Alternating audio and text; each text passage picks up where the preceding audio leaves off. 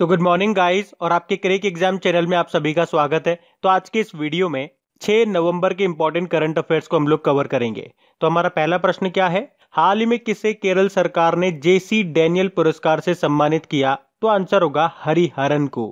हरिहरन ये मलयालम फिल्म निर्माता है और अभी इन्हीं को मलयालम सिनेमा में उनके शानदार योगदान के लिए जेसी डैनियल पुरस्कार मिला है।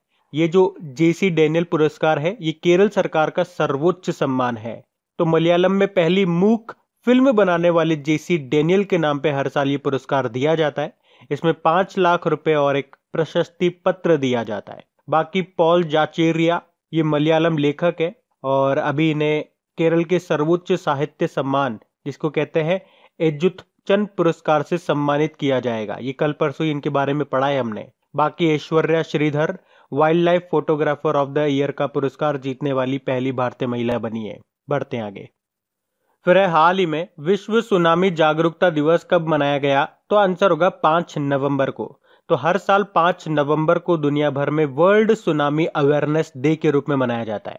तो ये दिन सुनामी के खतरों से संबंधित मुद्दों के बारे में दुनिया भर के लोगों में जागरूकता फैलाने के लिए मनाया जाता है। अच्छा, सुनामी से याद आता है, अभी फिलीपींस में गोनी नाम का एक तूफान आया था और ये इस साल का अब तक का दुनिया का सबसे ताकतवर तूफान है। नाम क्या है? गोनी। कहां पे आया? फिलीपींस में। तो नवंबर का ये आपका दूसरा इंपॉर्टेंट डे है। पहला हमने 1 नवंबर को मनाया था वेगन डे।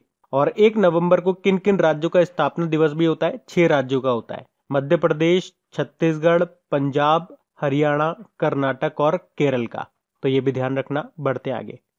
और गाइज अगर वीडियो आपको अच्छा लग रहा है तो प्लीज इसे लाइक करते हुए चलना। देखिए आप लोगों ने अभी लाइक किया है या नहीं किया है। नहीं किया है तो अभी इसको लाइक कर दीजिए, लास्ट तक आप लोग भूल जाओगे मैं कह रहा हूँ। और हाँ, इसे शेयर भी जरूर कर देना अपने दोस्तों के साथ में। और अगर आप में से कोई स्टूडेंट इस चैनल को फर्स्ट टाइम देख रहा है तो आप इस चैनल को सब्सक्राइब कर सकते हैं। सब्सक्राइब करने के बाद में पास में बेल आइकन को जरूर प्रेस कीजिएगा ताकि आगे के आपको नोटिफिकेशन मिलते रहें, ताकि आपसे कोई भी वीडियो मिस न हो। बेल आइकन को प्रेस करना जरूरी है। चलिए बढ़ते हैं आगे।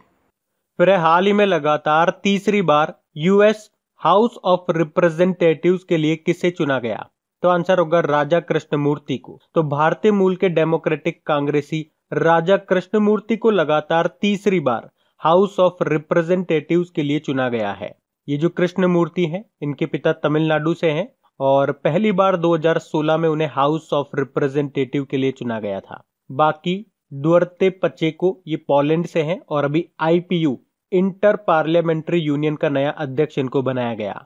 ए जगन मोहन राव अभी हैंडबॉल फेडरेशन ऑफ इंडिया के अध्यक्ष बने थे और राजीव जलोटा मुंबई पोर्ट ट्रस्ट के ये अध्यक्ष बने। तो इस प्रश्न से राजा कृष्णमूर्ति का नाम याद रखना। बढ़ते आगे। फिर है हाल ही में टेनिस में 1000वीं जीत हासिल करने वाले चौथे खिलाड़ी कौन बन गए? तो आंसर होगा राफेल नडाल। तो स्पेन के टेनिस प्लेयर हैं ये राफेल नडाल और अभी इन्होंने मेन सिंगल टेनिस के ओपन एरा में 1000 मैच जीत लिए हैं और ऐसा करने वाले ये दुनिया के चौथे खिलाड़ी बन गए हैं। उन्होंने अभी पेरिस मास्टर्स के सेकंड राउंड में जीत करके ये उपलब्धि हासिल की है। अच्छा, हमने क्या कहा? ऐसा करने वाले वो चौथे खिलाड़ी बने पूरी दुनिया के। तो पहले कौन है? पहले हैं अमेरिका के जिमी कॉर्नर 1274 मैचेस के साथ में, ये फर्स्ट पे नंबर पे है। अच्छा, डोमिनिक थीम याद रखना, ये ऑस्ट्रिया के टेनिस प्लेयर है और अभी जो आपका यूएस ओपन हुआ था उसमें मेन सिंगल का टाइटल जीता था इन्होंने। अच्छा, वैसे तो देखो साल में 4 ग्रैंड स्लैम होते हैं लेकिन इस बार कोरोना के कारण आपका विंबलडन नहीं हुआ था। कौन कौन से हुए थे फिर? ऑस्ट्रेलियन ओपन हुआ था, यूएस और फ्रेंच ओपन हुआ था। तो यूएस ओपन में तो मेन सिंगल का टाइटल जीत लिया था डोमिनिक थीम ने। ऑस्ट्रेलियन ओपन में किसने जीता था? नोवाक जोकोविच ने जीता था, ये सर्बिया के टेनिस प्लेयर हैं। और फ्रेंच ओपन में मेन सिंगल का टाइटल इन्होंने ही जीता था, राफेल नडाल ने। तो ये भी याद रखना। बढ़ते आगे। फिर है हाल ही में किसे कर्नाटक सरकार के द्वारा एकलव्य पुरस्कार से सम्मानित किया गया? तो आंसर होगा मयंक अग्रवाल, वेदा कृष्णमूर्ति और के.एल. राहुल को।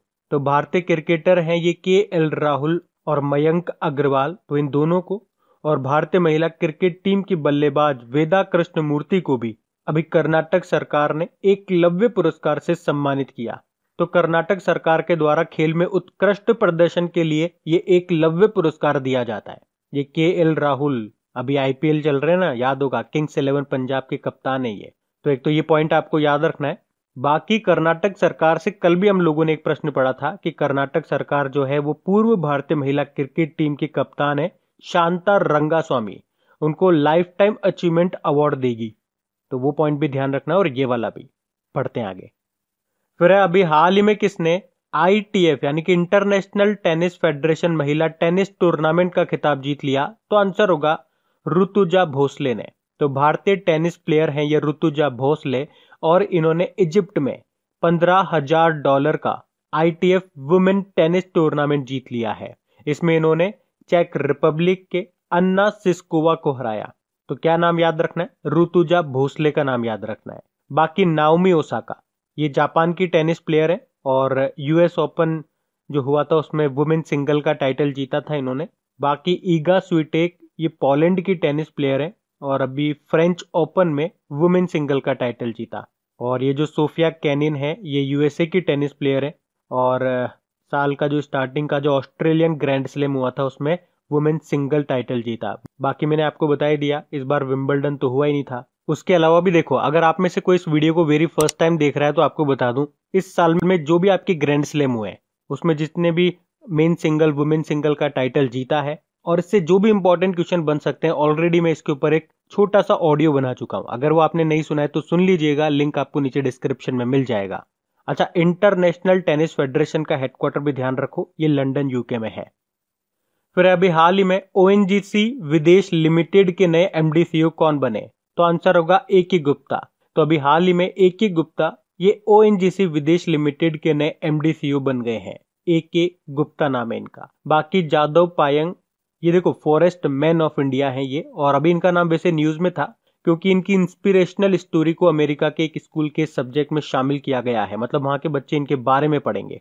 आपने भी इनके बारे में जरूर पढ़ा होगा, बंजर जमीन को इन्होंने जंगल बना दिया था अपनी मेहनत से। Jadav Payeng, forest man of India कहा जाता है इनको, ये याद रखना आप। बाकी Subhash Kamat advertising standard council of India के अध्यक्ष बने और सुरेश चंद्र शर्मा राष्ट्रीय चिकित्सा आयोग के पहले अध्यक्ष बने। अच्छा, ONGC मतलब oil and natural gas corporation, इसके CEO हैं शशि शंकर। बढ़ते आगे। फिर है हाल ही में बांग्लादेश और किस देश के बीच कैरेट 2020 नौसैनिक अभ्यास शुरू हुआ? तो आंसर होगा अमेरिका। तो बांग्लादेश और अमेरिकी नौसेनाओं ने संबंधों को बढ़ाने और दोनों देशों के बीच समुद्री जागरूकता को व्यापक बनाने के लिए ये कैरेट 2020 अभ्यास को शुरू किया है। कैरेट मतलब होता है कोऑपरेशन अफलोट रेडीनेस एंड ट्रेनिंग, और ये कहां पे शुरू हुआ? बंगाल की खाड़ी में। अभी कुछ और एक्सरसाइज भी हमने न्यूज में पढ़े थे, कुछ मैं आपको याद दिलाऊं तो जिमेक्स 2020 एक्सरसाइज जापान और इंडिया के बीच में हुआ था, ये नॉर्थ अरेबियन सी में। एक सुरक्षा कवच नाम का एक्सरसाइज महाराष्ट्र पुलिस और इंडियन आर्मी के बीच में हुआ था, पुणे महाराष्ट्र में। और मालाबार एक्सरसाइज अभी आपको पता ही है, नवंबर में स्टार्ट हुआ, 3 नवंबर को बंगाल की खाड़ी में। कौन कौन से देशों ने पार्टिसिपेट लिया? इंडिया, जापान, USA और ऑस्ट्रेलिया भी इस बार आया। बाकी स्लाइनेक्स भी हम लोगों ने पढ़ा था। स्लाइनेक्स नाम का जो एक्सरसाइज है भारत और श्रीलंका के बीच में हुआ। और एक पैसेज नाम का एक्सरसाइज भी हमने पढ़ा था, भारत और ऑस्ट्रेलिया के बीच में हुआ था ये। और इंदिरा नेवी एक्सरसाइज को कैसे भूल सकते हैं आप, भारत और रशिया के बीच में हुआ था। तो ये सारे एक्सरसाइज अभी कुछ समय पहले ही हमने पढ़े न्यूज में, तो ये भी ध्यान रखना आप। बढ़ते हैं आगे। फिर है हाल ही में आइवरी कोस्ट के राष्ट्रपति कौन बन गए हैं? तो आंसर होगा अलसेन ओटारा। तो ये अलसेन ओटारा ये आइवरी कोस्ट के लगातार तीसरी बार राष्ट्रपति बने हैं। आइवरी कोस्ट ये वेस्ट अफ्रीकन कंट्री है। अच्छा, मैं आपको आइवरी कोस्ट ले चलूं उससे पहले हम इनके बारे में बात कर लेते हैं। जॉन पॉम्बे मागुफुली, कल ही पड़ा था, तंजानिया के प्रेसिडेंट बने हैं ये। लुइस आर्से बोलीविया के प्रेसिडेंट बने थे और वेवल राम कलावन सेशेल्स के प्रेसिडेंट बने। अब मैं आपको ले चलता हूं आइवरी कोस्ट। तो ये देखिए आप मैप में आइवरी कोस्ट को, इसकी कैपिटल क्या है? यामोसुक्रो, और अभी इसके राष्ट्रपति बन गए हैं अलसेन ओटारा। बढ़ते आगे। फिर है हाल ही में किसने टिल वी विन नाम की बुक को लिखा है? तो आंसर होगा रणदीप गुलेरिया, चंद्रकांत लहारिया और गगनदीप कांग ने। तो एम्स के डायरेक्टर रणदीप गुलेरिया और 2 अन्य डॉक्टर जिनके नाम मैंने आपको बताया, चंद्रकांत लहारिया और गगनदीप कांग, इन्होंने भारत में कोविड-19 के खिलाफ लड़ाई और आने वाले दिनों में महामारी से निपटने के प्रयासों पर यह बुक लिखी है जिसका नाम है टिल वी विन। और हाँ गाइस, जल्दी आपको एक सेपरेट वीडियो भी मिलने वाला है जिसमें अभी तक जितनी भी इंपॉर्टेंट बुक्स हमने कवर करी है वो सब उस वीडियो में होगा। वो वीडियो आपको जल्दी मिल जाएगा। अभी हम बढ़ते हैं आगे। फिर है हाल ही में जारी स्मार्टफोन ब्रांड क्वालिटी इंडेक्स में पहले स्थान पे कौन रहा? तो आंसर होगा रियलमी। तो अभी टेक आर्क ने स्मार्टफोन ब्रांड क्वालिटी इंडेक्स जारी किया है जिसमें रियलमी टॉप पे रहा है, सेकंड पे वन प्लस है और थर्ड पे है एप्पल। इसका मतलब ये हो गया कि जो इस लिस्ट में सबसे ऊपर है जैसे कि रियलमी, तो इनके जो यूजर्स हैं उनको रिपेयरिंग की जरूरत ना के बराबर पड़ती है। मतलब इनकी मोबाइल की जो क्वालिटी है, जो इनकी ब्रांड की क्वालिटी है वो काफी अच्छी है। तो स्मार्टफोन ब्रांड क्वालिटी इंडेक्स में टॉप पर है रियलमी। बढ़ते हैं आगे। फिर हाल ही में केंद्रीय मंत्री प्रहलाद सिंह पटेल ने किस राज्य में पर्यटक सुविधा केंद्र का उद्घाटन किया? तो आंसर होगा केरल में। तो अभी हमारे जो केंद्रीय पर्यटन और संस्कृति राज्य मंत्री हैं प्रहलाद सिंह पटेल, उन्होंने केरल के गुरुवायूर में पर्यटक सुविधा केंद्र का वर्चुअली उद्घाटन किया है। अब केरल में किया है तो ये रहा मैप में केरल। इसकी कैपिटल तिरुवनंतपुरम है, गवर्नर है आरिफ मोहम्मद खान और मुख्यमंत्री है पिनाराई विजयन। अभी आपको याद होगा कल परसों ही हमने पढ़ा है देश की पहली सौर ऊर्जा से चलने वाली मिनी ट्रेन का उद्घाटन किया गया केरल में, केरल के मुख्यमंत्री ने किया। उसके अलावा अभी पब्लिक अफेयर्स सेंटर की रिपोर्ट आई थी, उसमें बड़े राज्यों में केरल को देश में सर्वश्रेष्ठ शासित राज्य का दर्जा मिला, वहीं छोटे राज्यों में गोवा को और यूनियन टेरिटरीज में चंडीगढ़ को मिला था। अभी केरल की जो पहली महिला चीफ जस्टिस थी उनका निधन हो गया, उनका नाम था के उषा। एक के शिलजा नाम भी याद रखो, केरल की स्वास्थ्य मंत्री हैं ये। उसके अलावा सब्जियों के लिए न्यूनतम कीमत तय करने वाला देश का पहला राज्य भी आपका केरल बना है, और केरल पूरी तरह से डिजिटल हाईटेक क्लासरूम वाला देश का पहला राज्य भी बना है। उसके अलावा अभी केरल को इंडिया टुडे हेल्थ गिरी पुरस्कार भी मिला, और केरल पर्यटन ने अपने ह्यूमन बाय नेचर अभियान के लिए प्रतिष्ठित पेटा ग्रैंड अवार्ड 2020 भी जीता। उसके अलावा गैर संक्रामक रोगों यानी कि नॉन कम्युनिकेबल डिजीज पर नियंत्रण के लिए इसे यूनाइटेड नेशन अवार्ड भी मिला था। याद रखना, भारत सरकार देश का पहला चिकित्सा उपकरण पार्क ये केरल में स्थापित करेगी। और अभी नेशनल स्टैटिस्टिक ऑफिस ने जो साक्षरता रिपोर्ट जारी की थी उसमें भी केरल टॉप पे रहा 96.2 परसेंटाइल साक्षरता के साथ। जब इसके अलावा state of young child in India report में भी टॉप पे रहा केरल। उसके अलावा केरल सरकार ने आदिवासी बच्चों को उनकी मातृभाषा में पढ़ाने के लिए नमत बसई प्रोग्राम को शुरू किया था, और अभी गरीबों को फ्री इंटरनेट देने के लिए केरल सरकार ने के फोन नाम से एक प्रोजेक्ट भी शुरू किया, और देश की पहली सुपर फैब लैब ये भी स्थापित की जाएगी केरल में ही। तो ये सारे इंपॉर्टेंट पॉइंट्स मैंने आपको बताए केरल से जो भी न्यूज में थे, इनको याद रखना। अब हम बात करेंगे कल की वीडियो में पूछे गए प्रश्न के उत्तर की। तो कल की वीडियो में आपसे पूछा गया था pandemonium the great Indian banking tragedy नाम की बुक को किसने लिखा है? तो आंसर था टी बंदोपाध्याय ने। आप सभी ने प्रश्न का बिल्कुल सही उत्तर दिया है। और गाइस प्लीज रिक्वेस्ट करूंगा, एक बार चेक कर लीजिए वीडियो को, आपने लाइक तो कर दिया है ना? अगर वीडियो पसंद आते तो लाइक जरूर करा करें और अपने दोस्तों के साथ में इसे शेयर जरूर करा करें। आप इसे शेयर कर सकते हैं अपने दोस्तों के साथ में व्हाट्सएप ग्रुप पे, फेसबुक ग्रुप पे, जहां आपकी इच्छा हो आप इसे शेयर जरूर करा करें प्लीज।